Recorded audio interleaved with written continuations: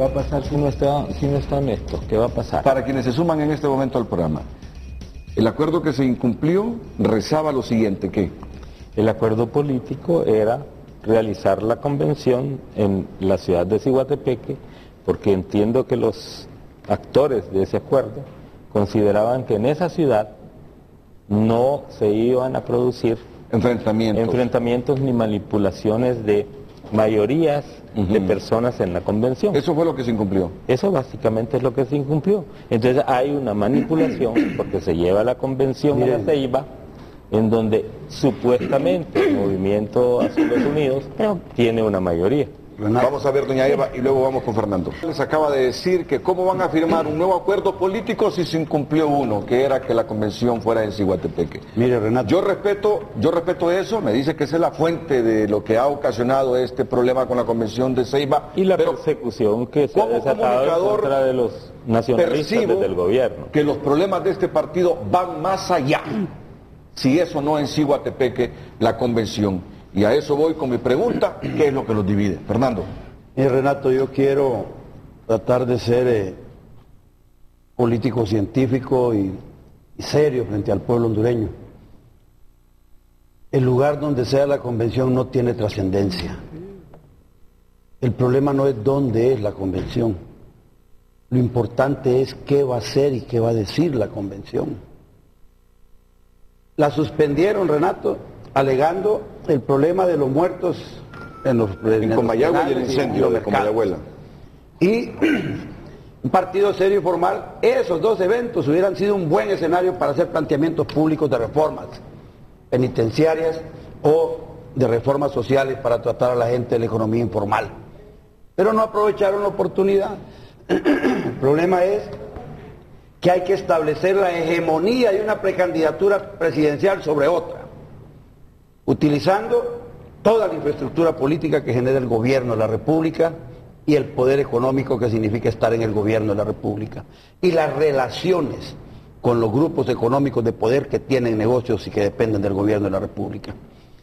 Nosotros fuimos en Callejas al poder y perdimos después de Callejas. ¿Por qué?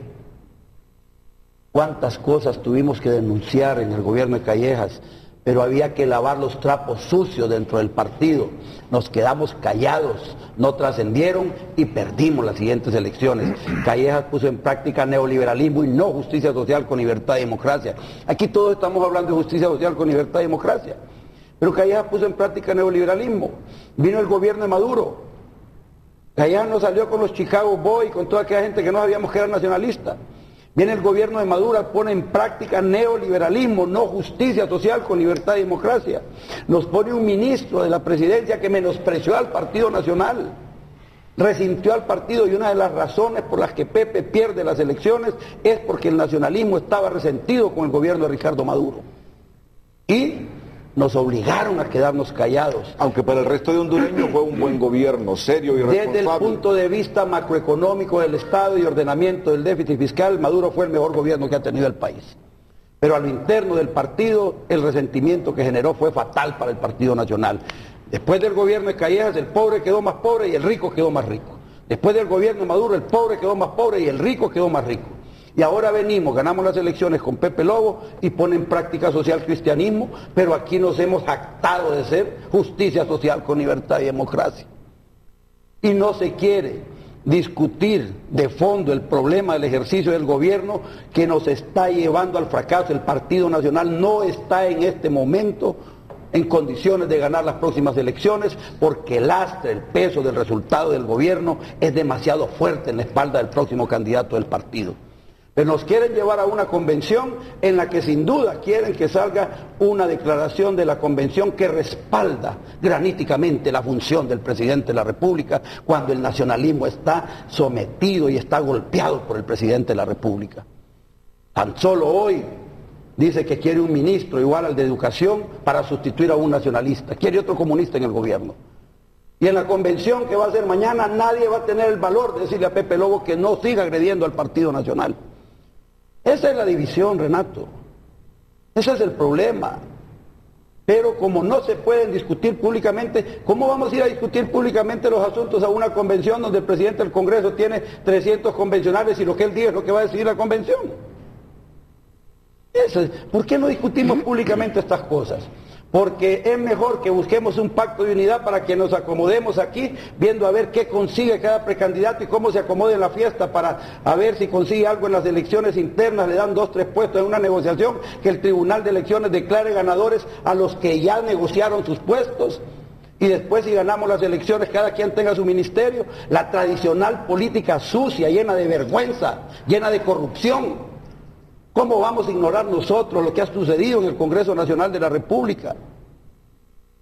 Hombre, 2 años de gobierno del presidente Lobo y nos acaban de declarar el país más pobre de América Latina, el país más violento del mundo, el país donde tiene un ministro de trabajo de otro partido que no genera trabajo para nada, y no se puede ir a discutir a la convención eso, porque el presidente de la República tiene un candidato que es el presidente del Congreso, y el que se salga de todo eso no va a tener el apoyo económico ni el gobierno ni el partido para poder ser candidato si a un caso gana las elecciones. Nando, tú sabes que venimos de 2 elecciones internas, Renato. Se discute en una convención extraordinaria. Sí, pero en la ordinaria también, Mario, si hay mociones y proyectos. Sí, ¿por qué no se le permite a un convencional presentar una moción o presentar un proyecto? No, perfectamente lo que tendríamos que plantear es, ¿habría capacidad para convocar a una convención extraordinaria por el grupo que domina la convención? Déjeme terminar con esto. 2 elecciones internas últimamente. 2 elecciones internas. En la última convención, en la última elección, 71 diputados ganó el Partido Nacional. De los 71 diputados, Mario, 43 fueron denunciados por fraude electoral. ¿Sabe qué significa eso?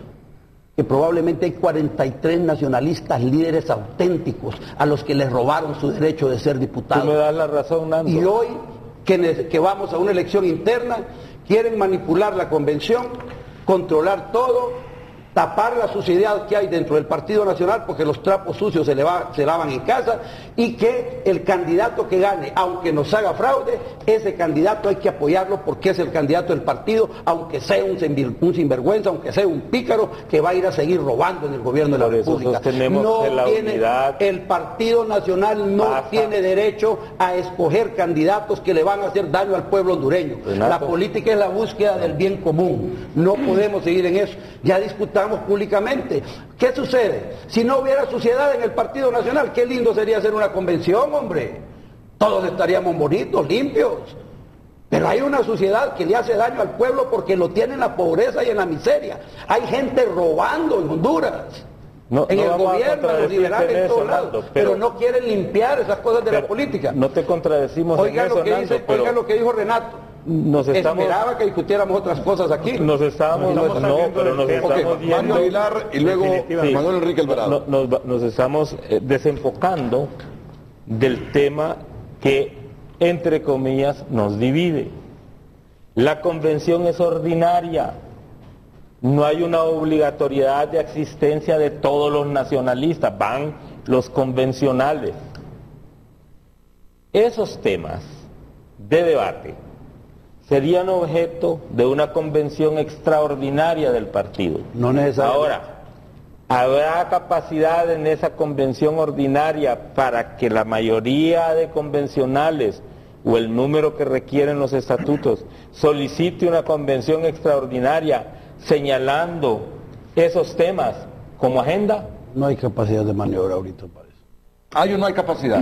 No hay, porque un solo grupo controla la convención, y esa es una visión que que los precandidatos tienen. ¿Qué sentido tiene firmar en este momento un acuerdo político de unidad cuando no se garantiza en ese acuerdo político unas reglas claras de transparencia en el proceso de elecciones, que es lo que generaría en parte de la unidad del propio partido? Ese movimiento que controla los convencionales, ¿es porque se los ganó en un proceso previo o es porque los han manipulado, los han comprado, los han orillado, los han presionado? Es porque la mayoría son empleados públicos. Ah, bueno. Entonces, Entonces, esa es la razón. Por eso decimos, los nacionalistas tenemos que transcurrir y ocurrir en un proceso de elecciones primarias transparente, honesto, con reglas claras y previas, que no se preste a la manipulación, para que el candidato que surja de esas elecciones, sea Fernando Anduray, Eva o Loreley, Ricardo Álvarez o Juan Orlando o el licenciado Miguel Rodrigo Pastor, lo apoyemos todos los nacionalistas. ¿Y qué camino deben recorrer para lograr garantizar un proceso transparente en las internas con el panorama que estamos viendo en este momento? En este momento, okay, convocar el diálogo que ha propuesto Manuel Enrique, que ha propuesto 4 candidatos reunidos sin intervención de intermediarios. Y entonces, en un diálogo franco, buscar cuáles son las acciones, no los acuerdos, las acciones que nos lleven a garantizar ese tipo de procesos y que nos lleven a debatir a lo interno del partido cuál es la posición correcta del Partido Nacional en torno a la propia realidad nacional. Juan Diego Zelaya, Manuel Enrique.